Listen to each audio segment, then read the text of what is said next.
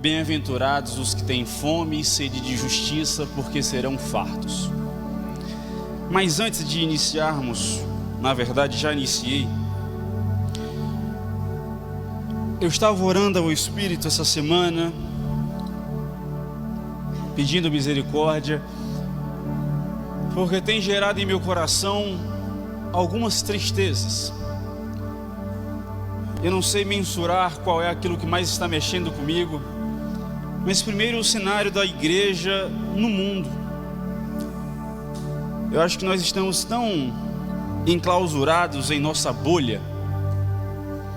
Quando eu digo bolha da nossa vida individual e também bolha da nossa igreja, que a gente acha que talvez seja só isso aqui. E a partir desse entendimento, a tristeza de como algumas pessoas aqui, nós de maneira geral, vivemos a nossa vida cristã durante a semana, esquecendo o que nós aprendemos a partir da palavra de Deus. E aí, chorando, pedindo graça a Deus, eu queria trazer para vocês alguns números.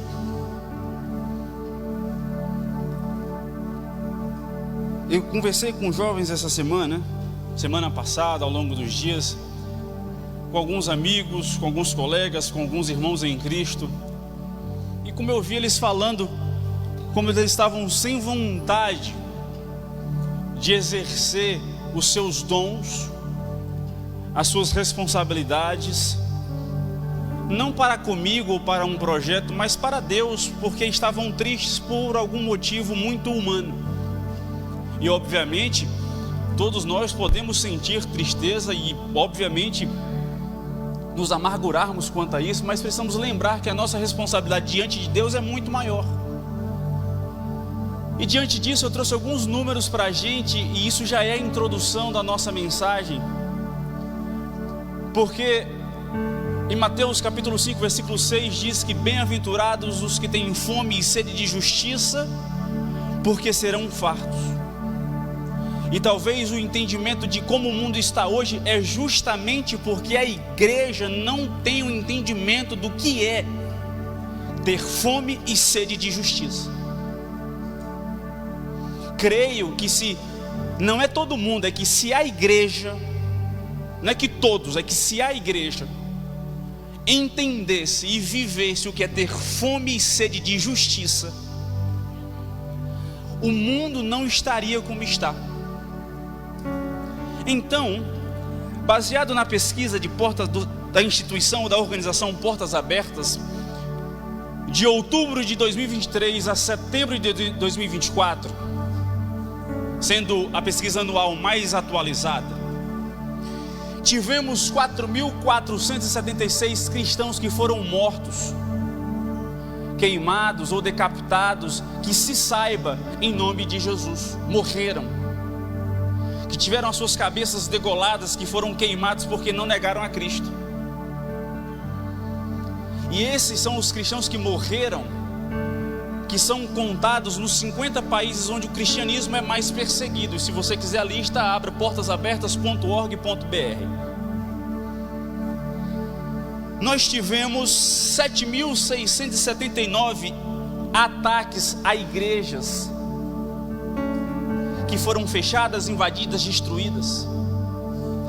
Nós tivemos 4.744 cristãos que foram presos ou detidos sem qualquer tipo de julgamento.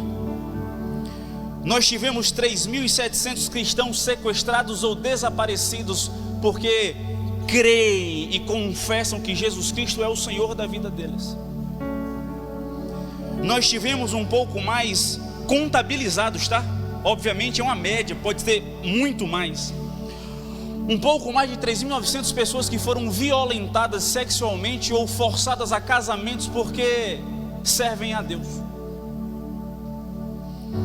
Nós tivemos um pouco mais de 54.000 pessoas que foram abusadas e fisicamente ou psicologicamente a partir de torturas físicas. Nós tivemos um pouco mais de 28.000 casas invadidas ou negócios invadidos de cristãos. casas que foram invadidas e tiveram os membros mortos ou destruídas aquelas casas. Por quê? Porque eles confessam que Jesus Cristo é o Salvador da vida deles. E a essas pessoas eles não dão o prazer de negar a Cristo. Houve também nesse mesmo período um pouco mais de 200 mil cristãos que foram forçados a fugir de casa ou do seu país, porque simplesmente não negam a Jesus. E nós temos, então, nesse panorama geral, milhares de cristãos que foram mortos, degolados, expulsos de suas casas e negócios foram destruídos, viram seus filhos ou seus pais serem mortos, sequestrados, desaparecidos, onde eles buscam cultuar nas florestas, nas cavernas, nos desertos, ou às vezes nem se juntam para cultuar, mas simplesmente vivem uma vida onde eles não podem confessar publicamente que servem a Deus. E sabe o que é que me incomodou? É que nós aqui brigamos por tão pouco.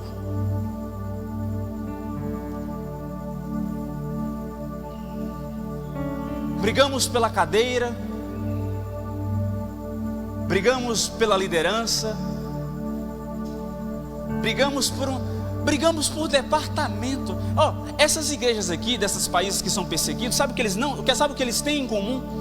É que nenhuma dessas igrejas tem departamento nenhum. Simplesmente eles são unidos em Cristo, servem a Cristo e pregam a palavra e evangelizam, e é isso o suficiente para que a igreja seja unida.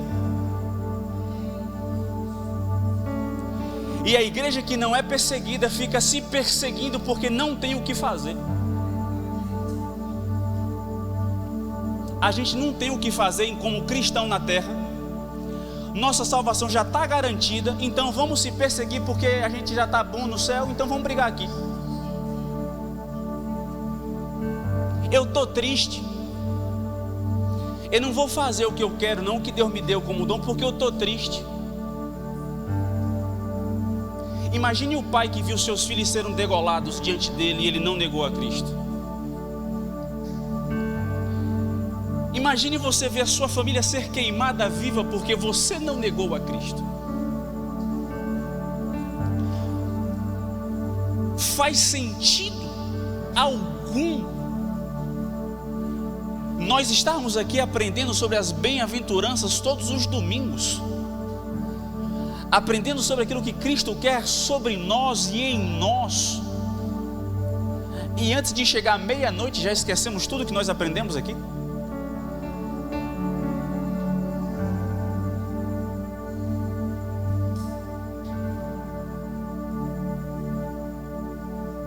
É triste.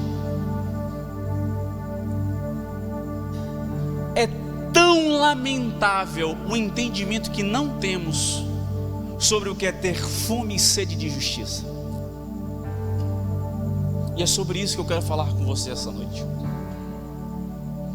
E eu espero em Deus, eu orei sobre isso e espero em Deus que como igreja geral e igreja como indivíduos, como alma, que entendamos o que significa ter fome e sede de justiça. Amém? Veja, nós estamos falando ao longo das semanas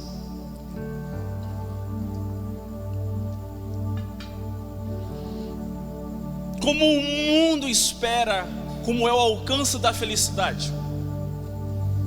E Jesus nos mostra como são felizes aqueles que fazem aquilo que de fato Ele falou que é para fazer. O mundo diz, guerreiam e vençam, e Jesus diz, sejam mansos. O mundo diz, tenham os seus egos inflados e impostos, e Jesus diz, sejam pobres de espírito. O mundo diz, sorriem e vivam a felicidade exacerbada, e Jesus diz, bem-aventurado, bem são felizes aqueles que choram. E o mundo diz, Bem-aventurados são aqueles que estão saciados, porque imponham sobre os outros a sua própria justiça. E Jesus diz assim: bem-aventurados os que têm fome, os que não se contentam, os que querem mais, porque esses serão fartos. O mundo, ele segue numa direção onde os problemas não estão sendo solucionados a partir de debates humanos, mas infelizmente, simplesmente a solução está em viver à luz do Evangelho. As pessoas buscam uma mudança, uma completude em sua vida nas coisas, buscando as coisas, mas na verdade a transformação genuína acontece a partir de Jesus Cristo. O que efetivamente exalta uma nação, o que constrói e determina uma nação, uma cidade, um estado, um povo, uma igreja, é um caminho através da retidão. É compreendermos o que é caminharmos em um sentido reto diante de Deus, para com Deus e em Deus. É entender que não podemos nos desviar nem para a direita nem para a esquerda, porque vivemos um evangelho reto em Cristo Jesus. Nós falamos e temos falado ao longo das semanas que não é um evangelho que eu gosto ou que eu adapto para as minhas vontades, mas sou eu que me enquadro naquilo que o evangelho diz que eu devo fazer. Alguns dizem que isso é ditadura, ou algo como um coronel determinando, mas pelo contrário, Jesus, ele nunca obrigou ninguém a segui-lo, mas ele coloca como responsabilidade aqueles que o seguem, seguir uma vida de retidão. É aquilo que eu sempre bato na tecla: aquele que quiser, não existe a obrigação de segui-lo, mas existe a responsabilidade em quem o segue, em cumprir os seus mandamentos. Porque eu falo com vocês que eu não posso me dizer cristão se eu não vivo uma cultura que reflete uma vida cristã. E eu acho engraçado, porque nós julgamos muito a vida alheia.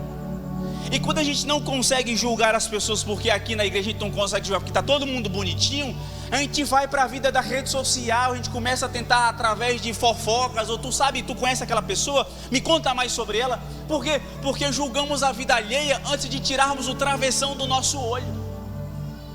E às vezes, porque pessoas vivem uma vida um pouco mais exposta que a sua, você acha que ela está em pecado e você não.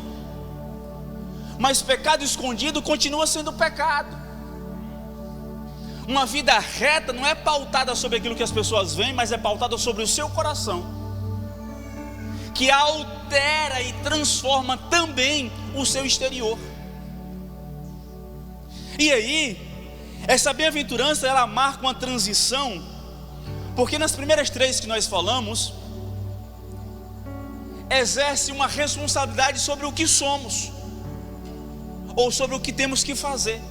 E agora começa uma transição, porque ter fome e sede de justiça começa a me dizer e apontar sobre mim o que é que eu posso fazer para alcançar o que previamente foi dito, como ser pobre de espírito, como chorar, como ser manso. Então agora eu entendo o que eu devo fazer para previamente alcançar o que foi falado e alcançar o que vem posteriormente. Porque eu preciso exercer e ter uma autoconsciência da nossa condição pecaminosa, e então haver uma busca ativa para a justiça que nos transforma e que pode nos transformar. Porque não sou eu que me transformo, mas é a justificação de Deus em minha vida.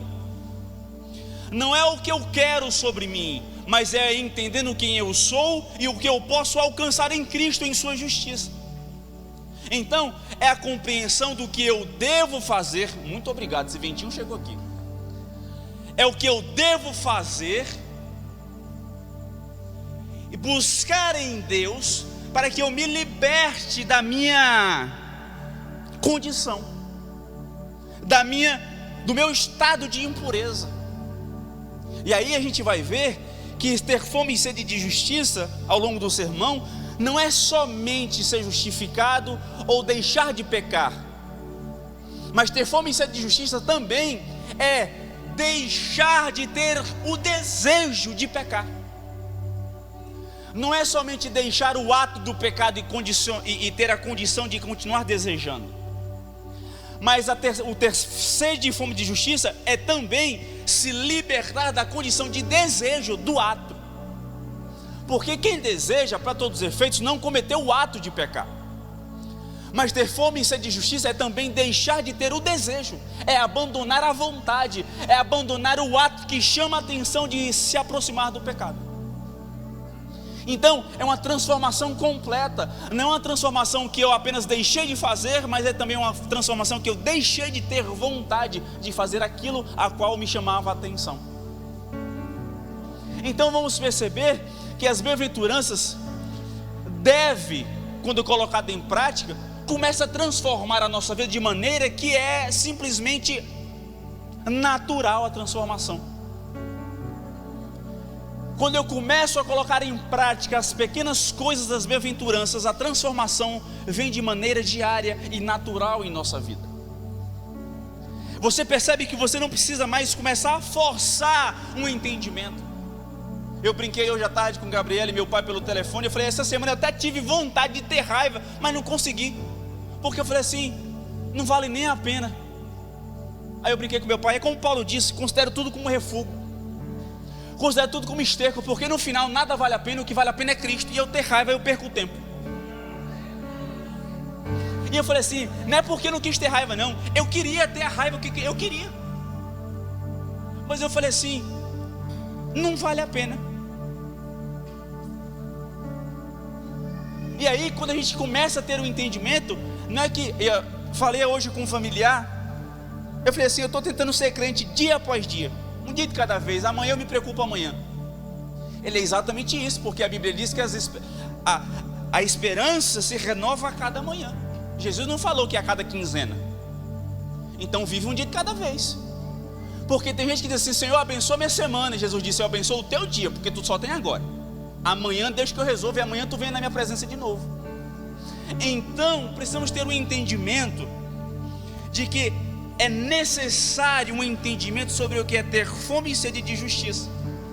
Veja, a verdadeira felicidade não deve ser buscada diretamente nas coisas, mas na verdade é um resultado natural quando nós anelamos ou desejamos a justiça, que é totalmente diferente daquilo que o mundo busca. Por quê? Porque o mundo busca e tem fome e sede pela conquista. Porque se eu conquistar, se eu tiver, se eu alcançar, se eu mensurar e ter em minhas mãos, então eu serei feliz e então eu viverei a justiça. Mas é totalmente diferente o que a Bíblia diz. Na verdade é, busquem a justiça, busquem a justificação, busquem ser justos, e então serei felizes, e então serei alegres. Portanto, agora trazendo ao nosso entendimento, é justamente também a maneira que a igreja tem vivido. Nós buscamos as experiências, nós buscamos os milagres, nós buscamos os movimentos, nós buscamos o barulho, nós buscamos a movimentação, a diversão, mas não buscamos a justiça em Deus. Então não é só o mundo que tem vivido a busca de maneira errada, mas a igreja também, porque não buscamos a justiça em Deus, mas buscamos aquelas coisas alheias e secundárias, achando que isso vai nos alegrar. É literalmente uma compreensão de que quando nós achamos que buscamos as coisas, vamos nos alegrar. E aí, eu quero ler com você esse texto, e vai ser o único desse tamanho que eu vou ler com você. Salomão, em Eclesiastes 2, ele diz assim: disse comigo, vamos, eu te provarei com a alegria, goza pois a felicidade. Mas também isso era vaidade. Do riso disse, é loucura, e da alegria de que serve? Resolvi no meu coração dar-me ao vinho, regendo-me contudo pela sabedoria, e entregar-me à loucura. Em outras palavras, Salomão diz assim: vou viver tudo o que tenho direito, vou chutar o pau da barraca e estou nem aí. Sabe aquele pensamento que eu e você já tivemos? Vou deixar de ser crente e vou viver tudo, vou descer ladeira abaixo, e quando chegar lá no fim, eu vou esperar o estrago que tiver e depois eu resolvo. Foi o que Salomão fez. Salomão tirou o freio e disse assim: desce, e se sobrar alguma coisa a gente resolve, limpa e conserta. Se não sobrar, vivi tudo. E aí Salomão continua: até ver o melhor seria que fizesse os filhos dos homens debaixo do céu, durante os poucos dias da sua vida. Empreendi grandes obras, edifiquei para mim casas, plantei para mim vinhas, fiz jardins e pomares para mim, e neste plantei árvores frutíferas de toda a espécie. Fiz para mim açudes, para regar com eles o bosque em que reverdeciam as árvores. Comprei servos e servas, e tive servos nascidos em casa. Também possuí bois e ovelhas, mais do que possuíram todos os que antes de mim viveram em Jerusalém. Amontoei também para mim prata e ouro, e os tesouros de reis e de províncias. Provi-me de cantores e cantoras, e das delícias dos filhos dos homens, mulheres e mulheres. Engrandeci-me e sobrepujei a todos os que te viveram antes de mim em Jerusalém. Perseverou também comigo a minha sabedoria. Salomão está fazendo tudo isso na companhia da sabedoria. Tudo quanto desejaram os meus olhos, não lhes neguei. Você tem noção do que é você ver, eu quero, eu tenho? Eu lembro de Catarina numa viagem, eu estava cuidando de Catarina, cada chegava bem assim: gostei, eu quero. Eu falei: não, minha filha, não é assim não. Eu vi, eu quero, e pego. Não. Mas é literalmente o que Salomão viveu. Eu vi, gostei, peguei. E aí Salomão continua: nem privei o coração de alegria alguma, pois eu me alegrava com todas as minhas fadigas, e isso era a recompensa de todas elas. Versículo 11: considerei todas as obras que fizeram as minhas mãos, como também o trabalho que eu com fadigas havia feito, e eis que tudo era vaidade e correr atrás do vento, e nenhum proveito havia debaixo do sol. Em outras palavras, eu tive tudo, eu vivi todas as experiências que o meu olho quis, que o meu coração desejou, que a minha mente pensou, eu vivi. Eu vivi os prazeres carnais, eu vivi os prazeres financeiros, eu vivi os prazeres da conquista de nações, eu vivi o prazer de reinos, eu vivi o prazer do exército, da prata, do ouro, de plantar, de colher, de beber, de me deitar. Eu vivi tudo e percebi que tudo isso era vaidade, e era a mesma coisa que correr atrás do vento. É a maneira que muitos de nós estamos vivendo, é correr, ganhar, querer, conquistar. Mas o próprio Salomão diz que no fim tudo isso é vaidade e correr atrás do vento. Obviamente, abrindo parênteses, trabalhe, tenha, conquiste, mas o que eu quero dizer é que isso não pode ser a nossa fome. As coisas e a conquista não pode ser o motivo do nosso anseio da nossa sede, da nossa fome. Porque é a mesma coisa que correr atrás do vento, é em vão. O jovem rico, ele diz assim: Senhor, o que é que eu preciso para conquistar a vida eterna? Cumprir os mandamentos: não matarás, não roubarás. Mas tudo isso eu tenho feito. Tá, então vende tudo o que tens, dá aos pobres e siga-me. O problema era o ter? Não. Porque a gente vai ver que o próprio José de Arimateia era um homem rico, e Jesus não falou para ele vender tudo o que tinha. Não. A questão era o entendimento sobre o que tinha, sobre o que era gerado como fome e sede, o aspecto de querer sobre aquele jovem rico. Portanto, o jovem rico queria mais as suas posses do que necessariamente herdar a vida eterna. Então o problema não está na fome e sede de justiça e da eternidade, mas está em substituir isso por coisas banais e passageiras. E aí, a Bíblia diz no versículo 22 do texto do jovem rico, que ele, porém, contrariado com esta palavra, retirou-se triste, porque era dono de muitas propriedades. O que isso quer dizer? É que ele não queria, ele era fortemente apegado a essas coisas. Ele era fortemente conectado com os seus bens e não queria abrir mão para herdar a vida eterna.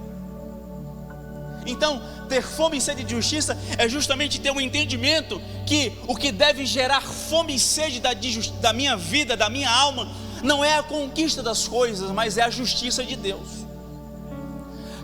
É a presença dEle, é o reino dEle, é aquilo que Ele colocou para nós como ordenança do que nós deveríamos fazer, é anseiar ser como Ele, é andar como Ele, é desejar como Ele, é pensar como Ele, é correr como Ele, é pregar como Ele, é amar como Ele, é ter misericórdia como Ele, é perdoar como Ele perdoa, é abraçar como Ele abraça, é regozijar como Ele regozija, é se entristecer como Ele se entristece. É interessante entender que viver a bem-aventurança, ter fome e sede de justiça, é compreender que devemos ser como Jesus.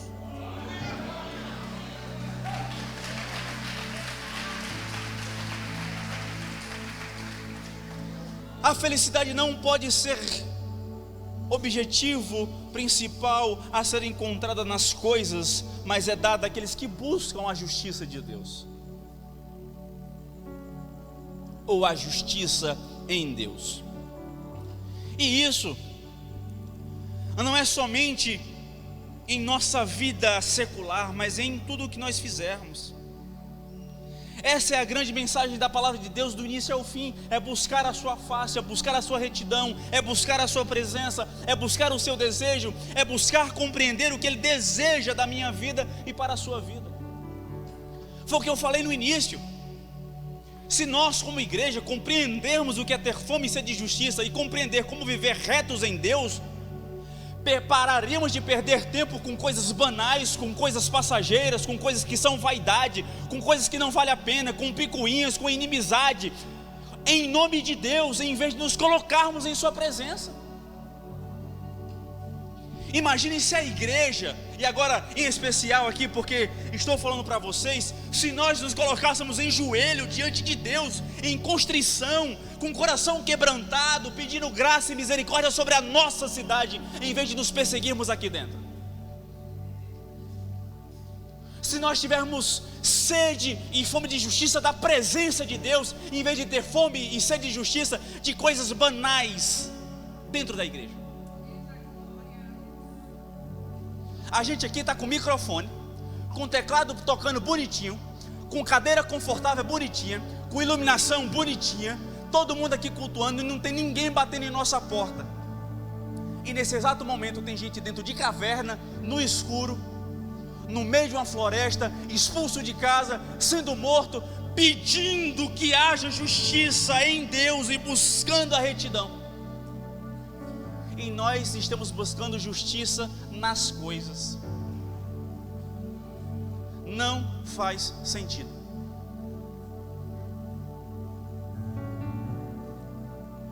Está todo mundo entendendo, amém?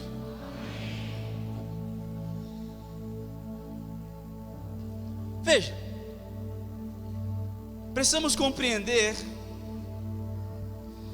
que a justiça do evangelho cristão vai além da moralidade ou das convenções sociais. Como assim?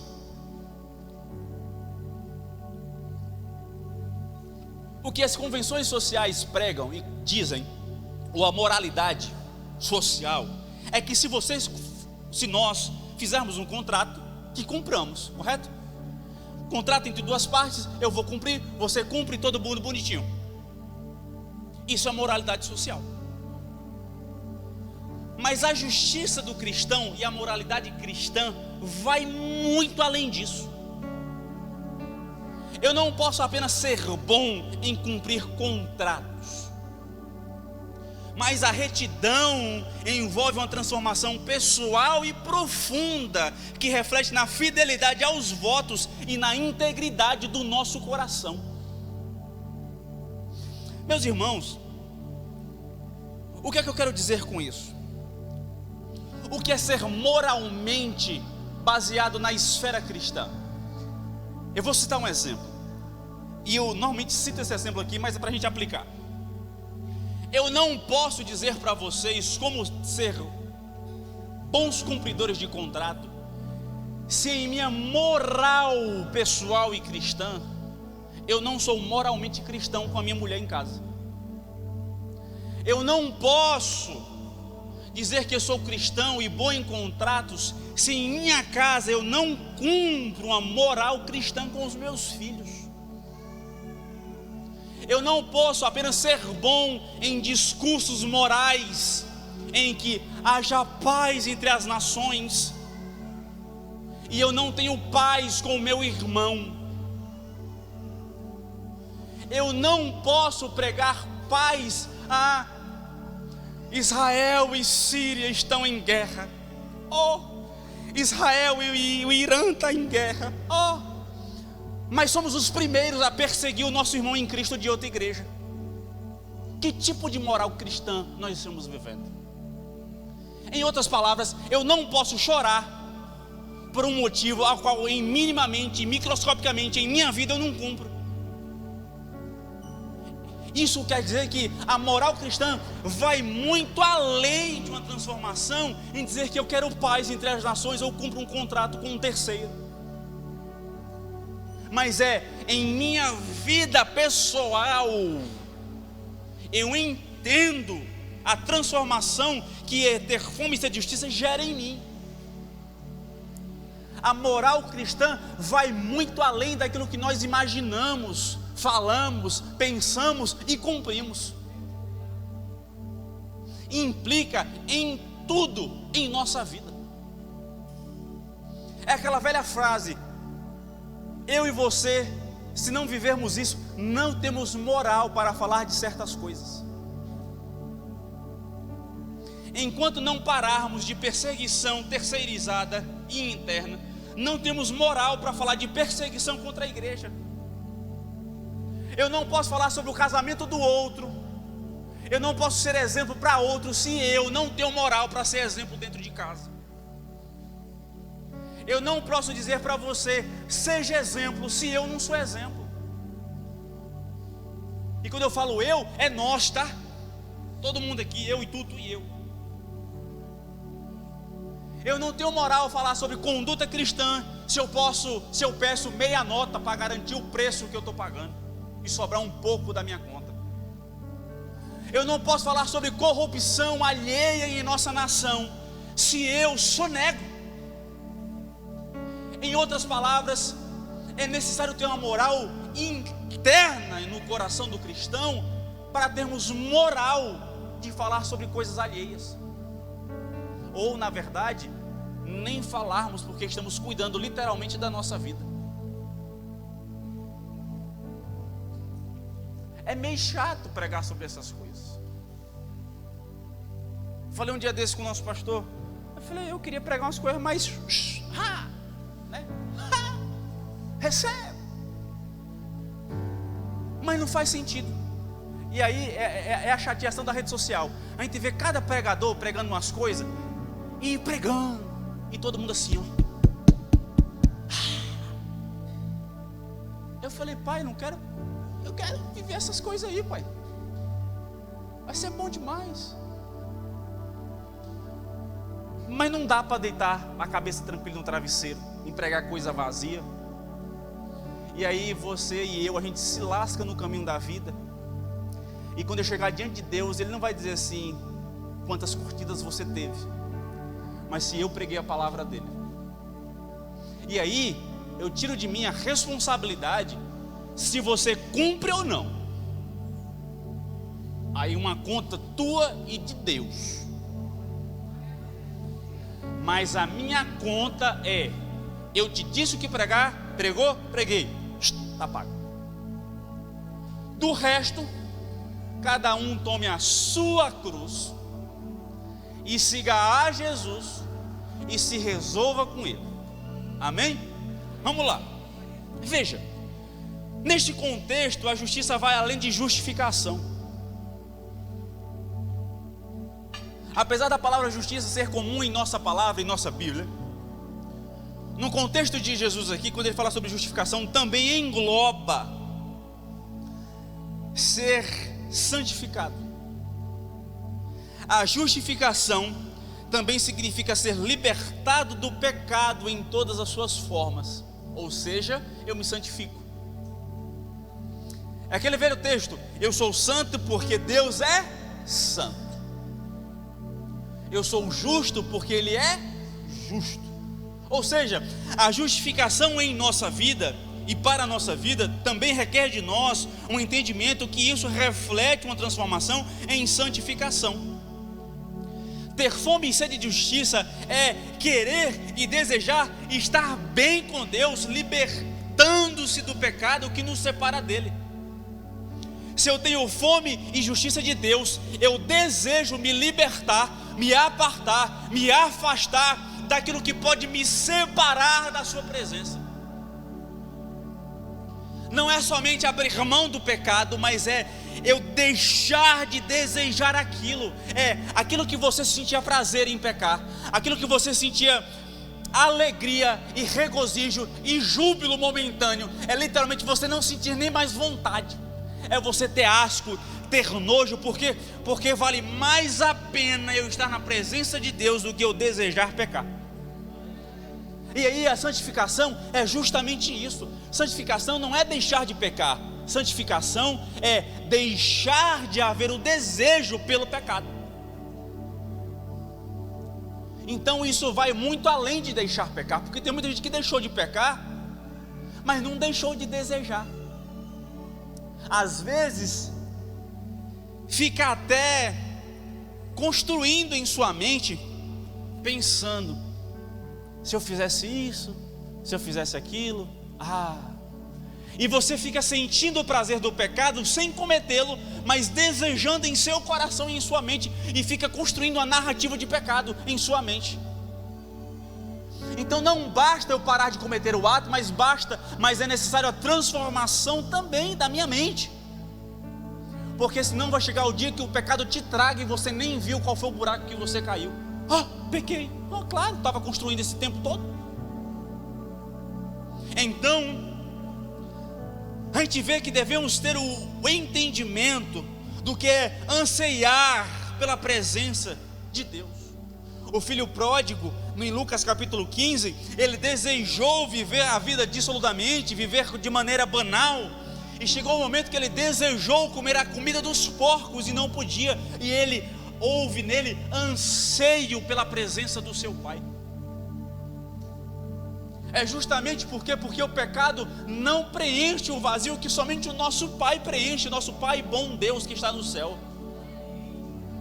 Não existe em nós qualquer atitude que preencha um vazio, porque a verdadeira fome de justiça não é apenas o desejo de uma vida moralmente correta, mas é uma restauração da presença de Deus em nossa vida.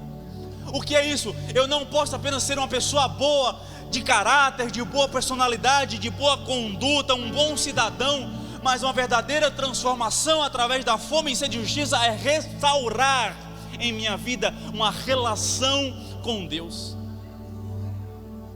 Veja Davi, no Salmo 51, versículo 10 a 12, ele fala assim: cria em mim, ó Deus, um coração puro e renova dentro de mim um espírito inabalável. O que é isso? Um coração que tem fome e sede de justiça é alguém que tem vontade de ser restaurado diante de Deus. É alguém que tem sede e fome, saudade da presença. Eu pequei, mas eu quero mais. Dois altos: pai e mãe, seu bebê, sua pequena, ali ó, a mamãe.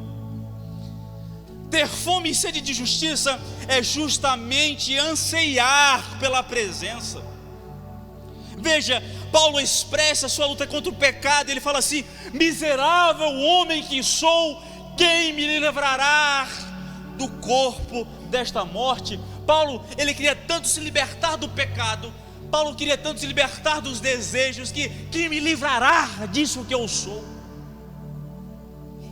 Quem tem fome e sede de justiça não tem vontade de ter a autopreservação, mas quer a autonegação do eu, para que Cristo viva nele.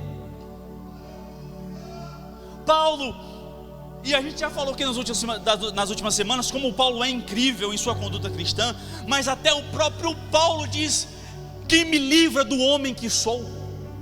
Porque o mal que não quero fazer, isto faço, e o bem que não quero, não faço. Quem me livrará? Porque eu sou miserável. Paulo anseiava ter um desejo profundo de ser liberto do pecado e viver a perfeição da santidade.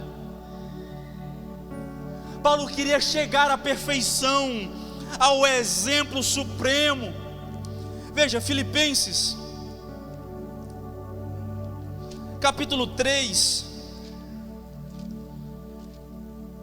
versículo 14,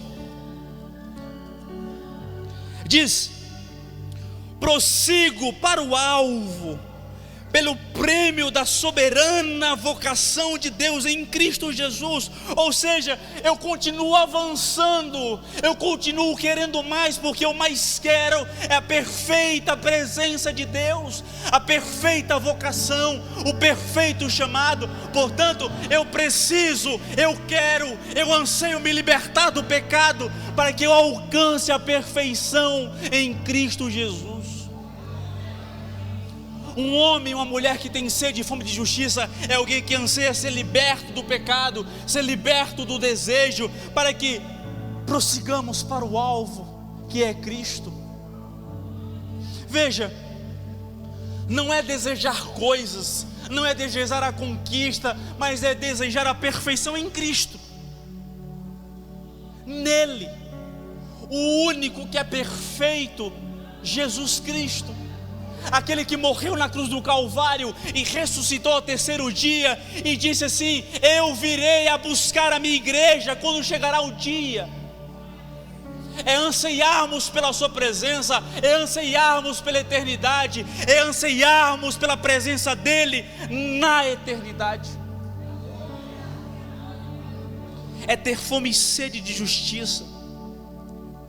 Veja, o homem descrito nas bem-aventuranças é aquele que reconhece a dominação de Satanás na terra ou no mundo que nós vivemos. Paulo diz em Efésios capítulo 2, versículo 2: segundo o príncipe da potestade do ar, do espírito que agora atua nos filhos da desobediência. Ou seja, quando nós temos sede e fome de justiça, temos a consciência que o mundo jaz no maligno. Isso jaz no maligno, ou se ele exerce poder sobre o mundo. E se eu estava cego quando eu era filho da desobediência, agora que eu tenho fome e sede de justiça, eu tenho consciência do mundo em que eu vivo. Eu percebo o que está ao meu redor, o que identifica a esta realidade, ou seja, eu quero me livrar das amarras do pecado. Eu quero ser liberto do mundo, eu quero ser liberto dos desejos. Por quê? Porque eu compreendo o que está ao meu redor, e eu tendo fome e sede de justiça, o que eu mais quero é Cristo, e não o que está ao meu redor. Veja, é ser liberto do desejo de pecar, do egoísmo, buscando uma santidade genuína e uma transformação completa em Jesus.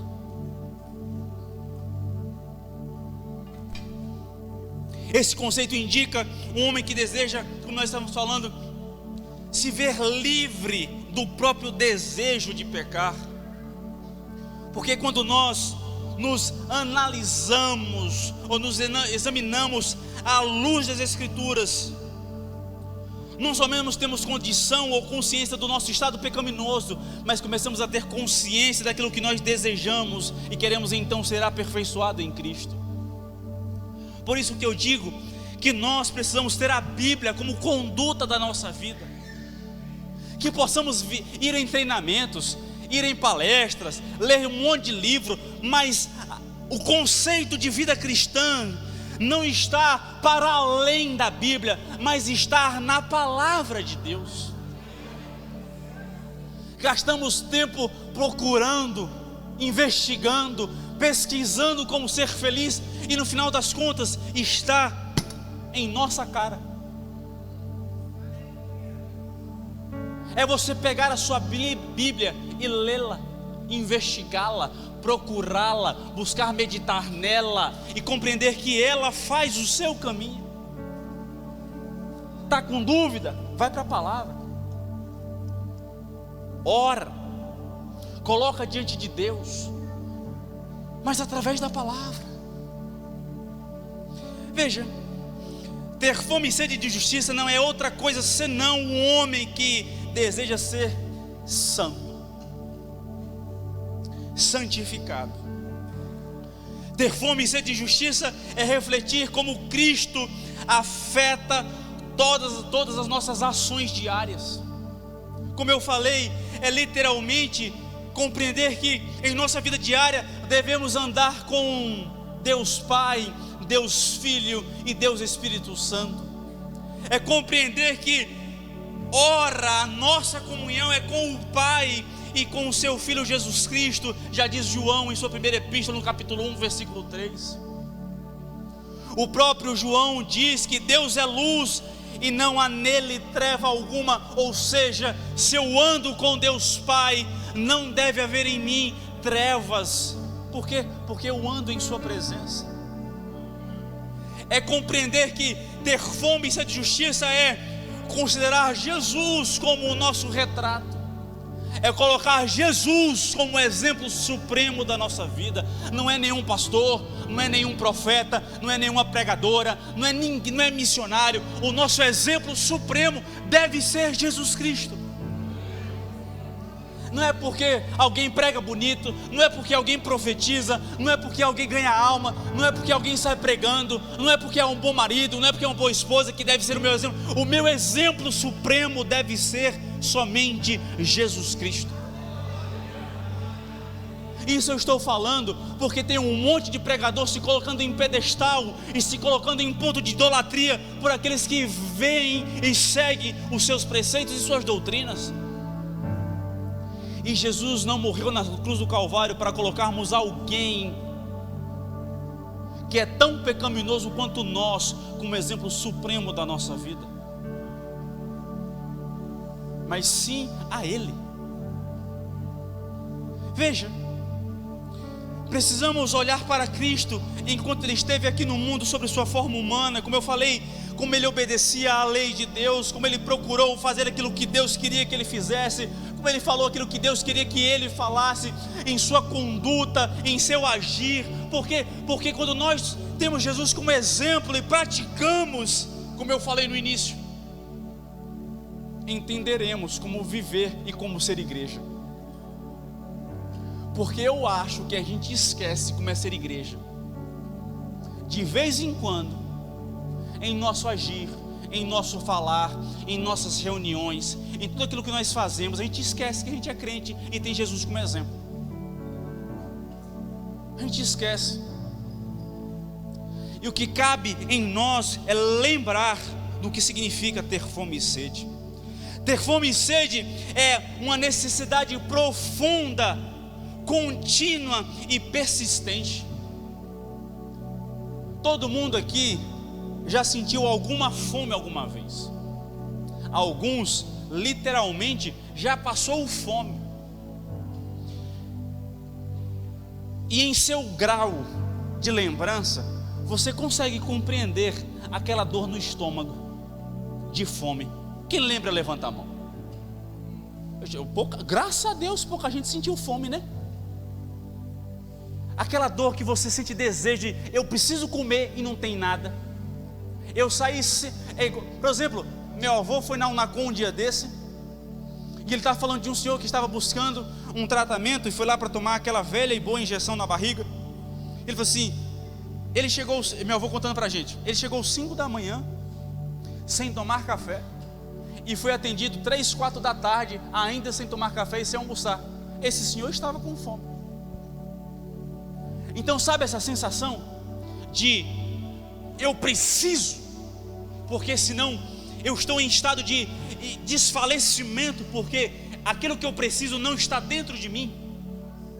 É literalmente a sensação que devemos ter da presença de Deus. Eu quero tanto, eu preciso tanto, que se eu não tiver eu morro. Se eu não tiver a presença eu desmaio. Se eu não tiver a glória em minha vida, eu não sei o que eu faço. Estou tão perdidamente de fome de Deus que eu não sei o que fazer. Temos fome pelo crescimento na empresa. Temos fome pela conquista das nossas coisas. Temos fome porque queremos alcançar um certo nível ou um certo título, mas esquecemos de ter fome pela presença, e só é saciada pela justiça de Deus. Precisamos ter fome, precisamos desejar a presença. Veja, assim como o salmista diz, como suspira a corça pelas correntes das águas, assim por ti, ó Deus, suspira a minha alma. A minha alma tem sede de Deus, do Deus vivo. Eu lembro de Moisés no capítulo 32 de Êxodo, quando ele desce do monte e ele vê a nação de Israel com um bezerro de ouro. Eu lembro de Moisés quando ele lembra do mar vermelho que se abriu, do maná que desceu do céu. No capítulo 33 de Êxodo, Moisés ele vai para a tenda além do arraial, e a Bíblia diz que ele entra na tenda e uma nuvem de glória se coloca na porta da tenda, onde toda a nação de Israel vê que Moisés entrou e Deus está falando com ele. E o texto diz que Deus falava com Moisés face a face. Moisés está vivendo tudo isso com Deus, viveu os milagres, viveu as pragas do Egito, viveu e vive um momento agora de Êxodo 33, estando na tenda, e a glória desceu sobre ele, e ele está conversando com Deus face a face. E aí Moisés diz: rogo-te para que me mostres a tua glória. Moisés está dizendo: eu tenho tanta fome, eu tenho tanta sede da tua presença, que tudo que eu vivi não basta. Eu quero mais. Pelo amor de Deus, eu te rogo, me mostra mais da tua presença, me dá mais da tua presença, se revela mais para mim, porque eu não estou contente com a revelação que eu estou ganhando, eu quero mais. Ter fome e sede de justiça não é esse evangelho mimado que nós estamos vivendo, onde alguém diz: não, vou sair da igreja, o pastor falou algo que eu não gostei, eu não vou mais cultuar durante 30 dias. O que Moisés está vivendo é literalmente: eu estou conversando contigo face a face. O teu sopro está sendo transferido através de mim. Eu estou na tua presença, mas eu te rogo pelo teu amor, me dá mais. Nós estamos vivendo tão pouco daquilo que Deus pode oferecer para nós em sua presença. Não estou dizendo viver pouco porque Deus vai te dar grandes conquistas terrenas, mas é viver tão pouco da presença dEle. Nós não podemos dizer que temos fome e sede, porque muitos estamos satisfeitos pelo petisco que está sendo dado a nós. Estamos vivendo porque um dia vivemos grandes milagres. Um dia Deus falou comigo. Há anos atrás eu fui curado. E estamos satisfeitos pelos milagres do passado, mas não estamos buscando a sua presença agora. Estamos contentes com os cultos aos domingos. Estamos contentes com a oração rápida quando fazemos antes de dormir. Estamos contentes em dizer que sou crente, mas não estamos contentes em estarmos e buscarmos a sua presença. Deus disse a Moisés: tá bom, você quer mais? Tem mais. Mas você é muito limitado para aquilo que eu sou. Então se coloca atrás da rocha, porque eu vou passar, e pela fenda você vai ver as minhas costas. Mas ainda tem mais. E Moisés vive essa experiência porque ele não estava satisfeito com a posição de liderança que ele tinha sobre a nação, mas ele se importava mais com a presença de Deus. Moisés, ele não estava satisfeito por suas bênçãos materiais, porque ele podia ter ficado no Egito e sendo neto de Faraó ele teria muito, mas ele queria mais daquele que se revelou na sarça ardente. Moisés, ele não se satisfez com os conceitos e milagres externos, mas ele queria viver uma experiência interna com Deus. Isso é alguém que tem fome e sede de justiça. Por quê?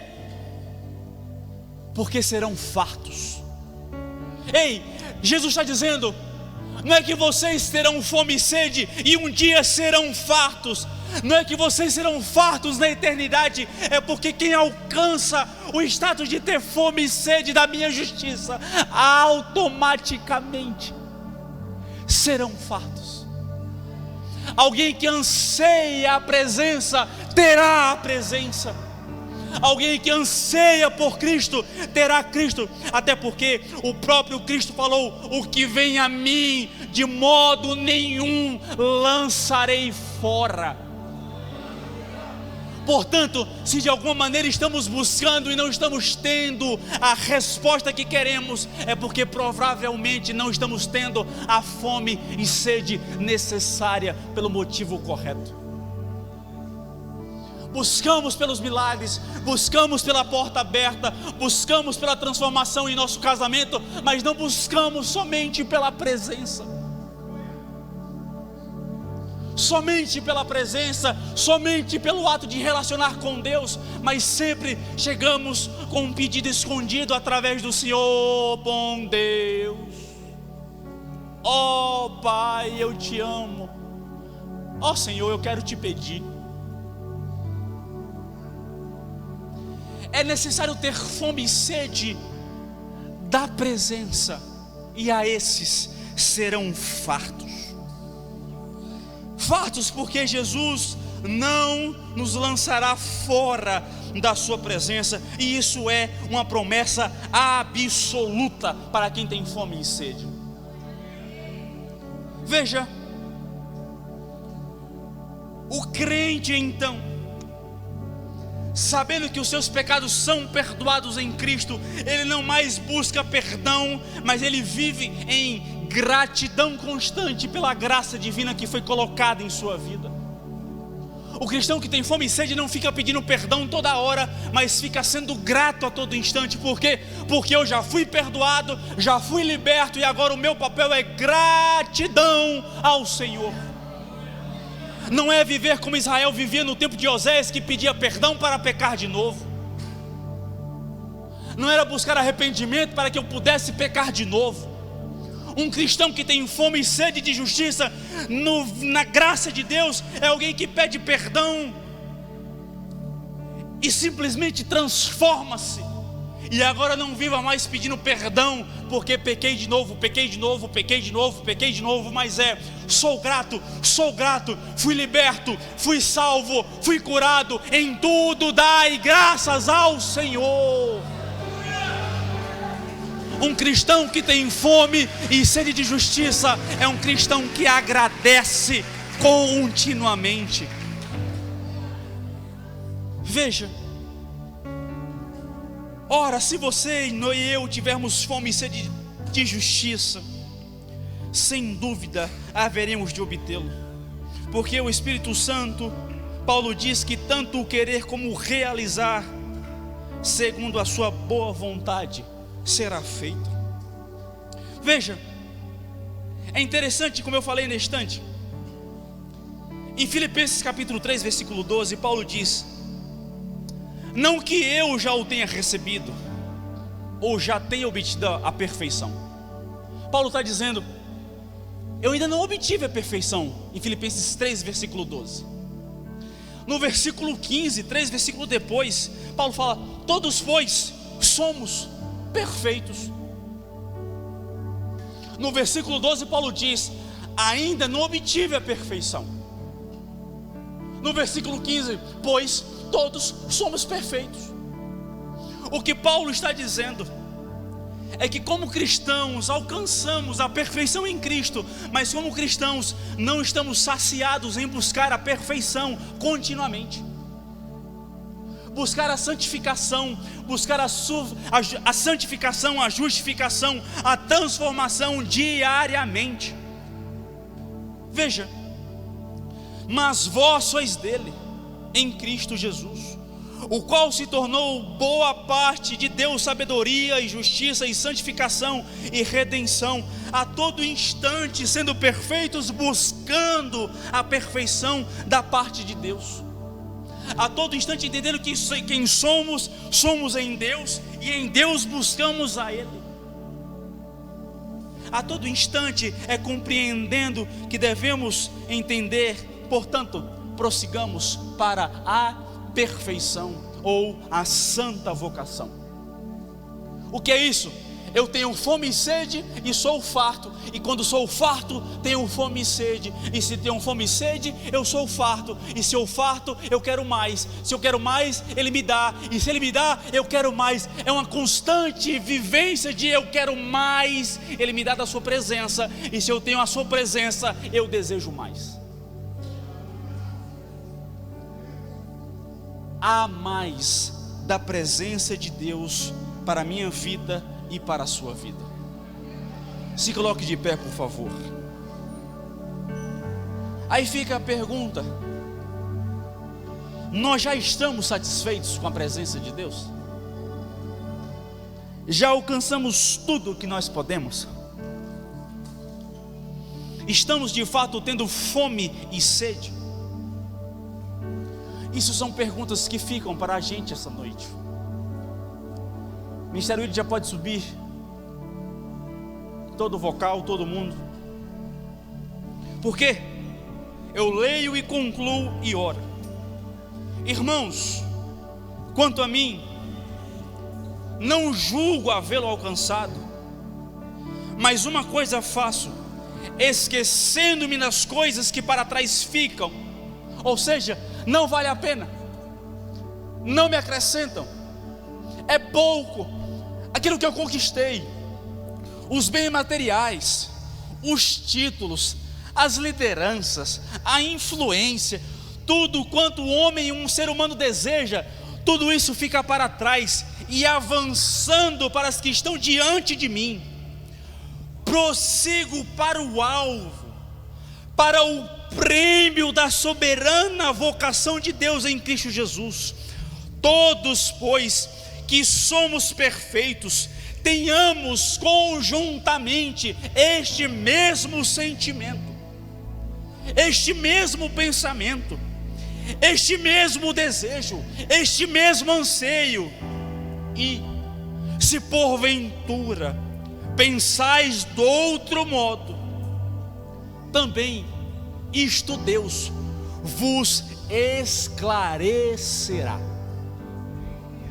Ou seja, se não vivemos o que Paulo está dizendo que vive, e não estamos tendo esse mesmo sentimento, que possamos buscar a Deus, porque Ele nos esclarecerá, e então teremos sede e fome de justiça de Deus, e então serão fartos. Que haja em nós o mesmo sentimento que houve também em Cristo Jesus, que não querendo ser igual a Deus, se fez homem e morreu por mim e por você. Que como cristãos, pelo amor de Deus, tenhamos o sentimento de que existe mais da presença, e se eu vivo mais a presença, eu tenho sede e fome, e não fico vivendo coisas alheias e banais que não nos acrescentam. E eu escutei de uma frase de uma pessoa muito importante em minha vida, que só existe divisão na igreja quando a igreja não é perseguida. Então que entendamos que temos muito a fazer por Deus, em Deus e para Deus, e deixe de haver entre nós qualquer sentimento de perseguição, de divisão, de picuinha, de fofoca ou de destruição entre nós, em nome de Jesus. Amém e amém.